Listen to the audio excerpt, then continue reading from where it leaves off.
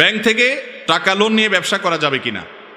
টাকা লোন নিয়ে ব্যবসা করতে পারেন যে কারো কাছ থেকে, সেটা ব্যাংকের কাছ থেকেও নিতে পারেন হালাল উপায়ে।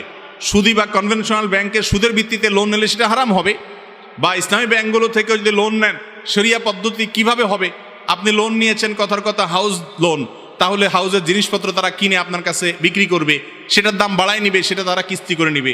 তারা ডাইরেক্ট ভাউচার ধরা দিল, আপনি যা দোকান থেকে মাল নিয়ে চলে আসলেন, এটাতে জায়েজ হবে না। জায়েজ হবে তখন যখন তারা মাল কিনে আপনার কাছে হ্যান্ড ওভার করবে, কাগজে কাগজে সব কিছু হলো, অথবা আপনারা ক্যাশ টাকা দিয়ে দিল, আপনি কিনলেন, নেওয়ার সময় বেশি নিল, এটা জায়েজ হবে না। যে ইসলামী ব্যাংকিং হচ্ছে কিনা সেটার জন্য ওই মাসআলাটা কিভাবে করলে ইসলামিক হবে, কোনো ভালো ইসলামী ব্যাংকিং বুঝেন এবং একজন আলেম থেকে জিজ্ঞেস করে আপনি ব্যাংকের কর্মকর্তাকে বাধ্য করবেন, ভাই এইভাবে না করলে ইসলামিক হবে না, অতএব এইভাবে একটু করতে হবে, কষ্ট করে আপনি আমার সাথে আসেন।